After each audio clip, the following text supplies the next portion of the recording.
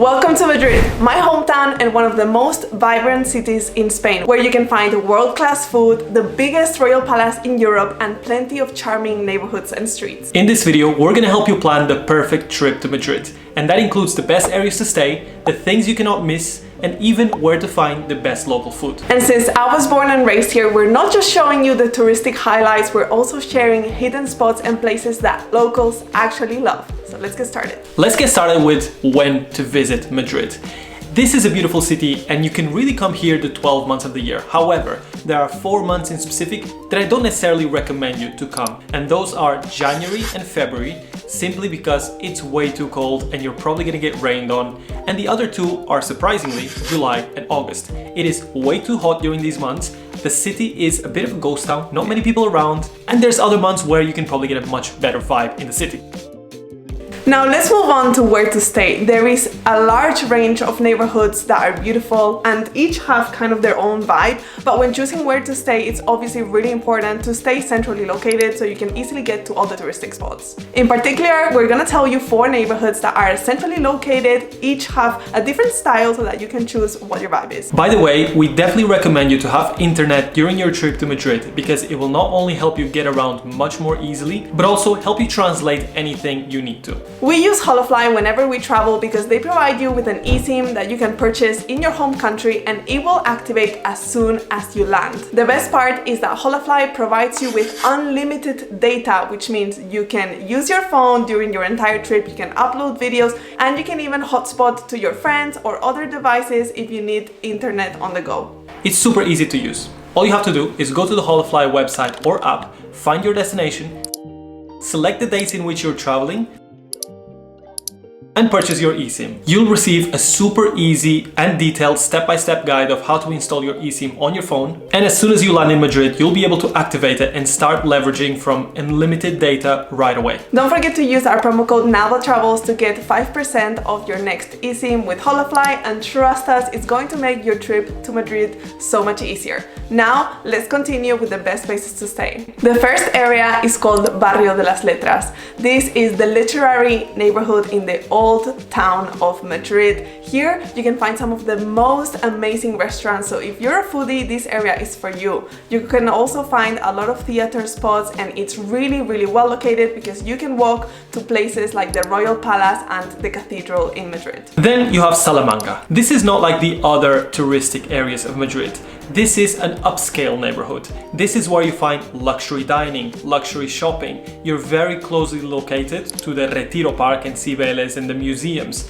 This is an area where if you want to go for a little bit more finesse, this is where probably you're gonna be targeting, and you might bump into a couple of famous Real Madrid players doing their shopping as well. On a completely opposite vibe is Malasaña, which is more of an edgy neighborhood. This is a great place for young people who are coming to explore the nightlife, to go out. It's located right in the center next to all the shopping streets, all the bars, and it's just such a fun place to stay at if you're looking for a more alternative vibe. And then you also have Chueca. This is an area that's full of galleries, nightlife, chic boutiques, and it's also known as the LGBT area. So there's a lot of different places where you can go and party and have fun, and also you're centrally located and there's a bunch of food markets around as well. So food is good, nightlife is good. If you want a little bit of party, this is probably going to be your area. We also made a video with the best hotels to stay in Madrid, from luxury all the way to budget hotels, so make sure to check it out if you're not sure where to stay. Now, what about places to visit? Well, there's a bunch of things to do in Madrid,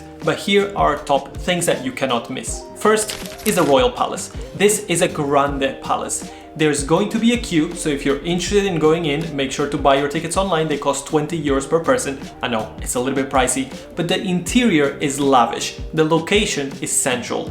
Every time we go, we take pictures from the outside. At some point, we ought to go inside, but there's always too many queues. Either way, it's one of the biggest, if not the biggest. It's the biggest palace in Europe, which most people don't realize. So there's a lot to see, it's beautiful, and obviously if you're visiting, it's the main touristic attraction. Right next to the palace, you can also find the cathedral called Catedral de la Almudena. So since you're there, go check it out. It's just a 5-minute walk away. Then you have Plaza Mayor. This is the most important and the most significant public square in the city of Madrid. It is super wide. There's so many things that go on in that square. There's always some terrazas, some places where you can sit down and have a little bit of food or drink. And during Christmas, actually, they set up the Christmas market there, which is an absolutely beautiful place to see and visit and shop and eat. Back in the day, this used to be a place where they would do a lot of significant events in Madrid, such as bullfights or public announcements, ceremonies, and even markets. And just a few minute walk away from Plaza Mayor, you can find Plaza del Sol, which is another huge square of Madrid. And back in the day here, you could find the gates of the city. And now you can also find something that's called Kilometer Zero, and you'll find it printed on the floor. You'll see people are taking photos around it, and essentially it symbolizes the center of Spain because it's in relation to all the road networks that Spain has. They start from here and then they're counted onwards. And it's definitely one of the squares that has the most life in the city. And fun fact about Sol, or Plaza del Sol, is that the main New Year's Eve celebration from Spain happens right there. They set up, the announcers are normally at the top, and there's a bell that rings at midnight and everybody's like lit. Now moving on to some more modern areas. If you go up from Sol through a street, you're gonna end up in a place called Gran Via. And I'm sure you've seen this picture before. This is the famous Schweppes building, but Gran Via as a whole area is kind of known as the Broadway of Madrid. There's a lot of movement going around, there's a lot of people. Not too long ago, Rosalía was there just to release her album. So this place is the center of Madrid, I would say. But the reason it's called the Broadway is also because all of the theater shows are there. So you can watch The Lion King, Mamma Mia, and whatever trendy show is going on, they're all gonna be there. Apart from the fact that you can do a lot of shopping in Gran Via, we have a huge Primark that a lot of people queue to get into. Yeah. But yeah, it's obviously a place that you can also not miss. Right next to Gran Via though, you also have Fuencarral, which is also a shopping street, but it's much more trendy, much more relaxed. There's no cars allowed, so it's only pedestrian, and it's also a really good vibe if you want to do some shopping. And then another place that we recommend you to maybe explore towards the end of the day, and it's called Templo de Devot. Correct? And this temple was actually originally made in Egypt and shipped to Spain a long time ago, and it's planted right in the center. It's free to go, and the beautiful thing about this area is that the sun sets right in front of it, so if you manage to get there for sunset time, you're gonna see one of the most beautiful sunsets in the whole of Madrid. Now let's move on to some of the cultural visits that Madrid has to offer, which it's so much. There is so much to do. The first one that you can't miss is Museo del Prado. It's considered one of the best art galleries in Europe, where you can see Velázquez, El Greco, Goya, and pieces from El Bosque. A really good tip is that you can enter for free between 6 and 8 p.m, but there's usually a bit of a queue. So if you want to go during the day, you can also pay 15 euros to enter. Very close to El Prado, you have Retiro. This is like the central park of Madrid. It is a huge park, it's beautiful, you'll always find so many people walking around. Right in the center, there's a big lake where you can actually rent a rowboat or a mini canoe for you to go around in the water. You can also walk a little bit more towards the center of the park, and you'll come across this beautiful crystal palace, which originally, many years ago, used to be a greenhouse for plants and stuff like that. But nowadays it's used as an exhibition center, so if you're lucky, they'll be exhibiting something cool and you can go inside and take beautiful pictures, because this is one of my favorite areas in the whole of the park. Lastly, you cannot leave Madrid without watching the sunset or spending the evening at a rooftop bar. Madrid has quite a few of these. They've become more trendy in the last few years, but a few ones that we recommend is the one in Palacio de Bellas Artes, which is probably our favorite because it's more relaxed. It always has good vibes. There's some good music, you can get some good food. It's right in the center. You can see Cibeles from there, which is kind of where Real Madrid and Spain celebrates whenever they win titles. So it's cool. And then there's also Hotel Rio. Yeah, Hotel Rio is probably one of the tallest ones. So you get a 360 view of the whole of Madrid, the biggest park that we have, and you see all the other city. But obviously there's many more, but these are the two probably that we would recommend. Now, we could not do this video without recommending you guys some places to eat. Obviously, Madrid has an incredible food scenery, and if you are a foodie, you're probably gonna do your own research and gonna find that there's so many good restaurants for different cuisines. But in this video, we're gonna recommend you the ones with traditional food, right? The Spanish restaurants. Before Alba goes into like restaurants, I have to say, The first place that you cannot miss when it comes to food is Mercado de San Miguel.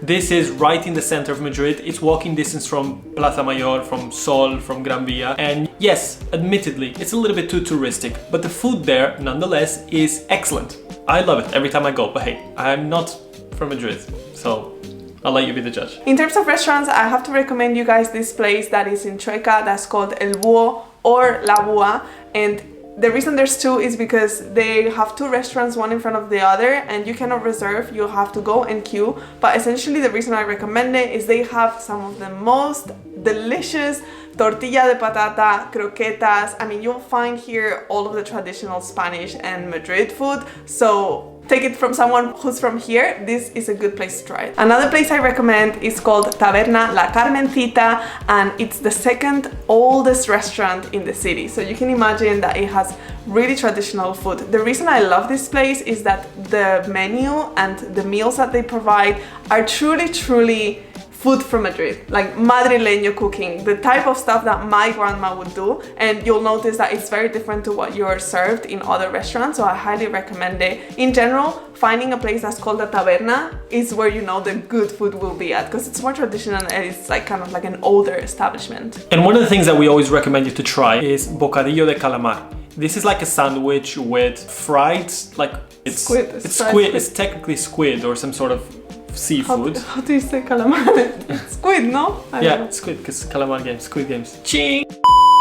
And yeah, it may sound a little bit weird, but it's actually delicious and it's very traditional from around here, so do try it. The place to try this is in Plaza Mayor. So back in the day, this would be the meal that is served by the food trucks, by the markets in Plaza Mayor, so that's why this is the best place essentially to eat it. And lastly, how to get around in Madrid? Well, there's a couple of ways. The one we recommend you when you're a tourist is walking. Walking is the best way to start because a lot of the places in Madrid are close to one another. But secondly, you got the metro. The metro is pretty good around here. You can buy a card and then top it up with a bunch of rides, like 5 or 10 rides if I'm not mistaken, and it ends up being quite cheap as well. The metro even takes you all the way to the airport, so if you don't want to spend much money on taxis, this can be a really good alternative. In addition, obviously we have normal taxis, but we have probably like all of the apps for ordering a car. You have Uber, Cabify. We have so many. Yeah. So this is also a really fairly affordable, I would say, way of getting around, because if you're staying within the center and seeing places in the center, they're not that far from each other, so you can always order a taxi through one of these apps and get to your next destination. But that's gonna be everything for this video. Hopefully by now you have a good idea of where you want to go and where you want to stay when you come visit us in Madrid. Visit us? Not us, visit Madrid. I mean, you can always let us know if you're here. We'll be happy to see you. If we're around, more than happy to meet, but hey. We have a bunch more videos about visiting Madrid, so we'll leave all of those in the description. Go check them out if you haven't watched them already. As always, thank you so much for watching. Make sure to give the video a like, subscribe, because we have more Spain content, more travel videos coming up very soon. Thanks again for watching, and I guess we'll see you in our next video.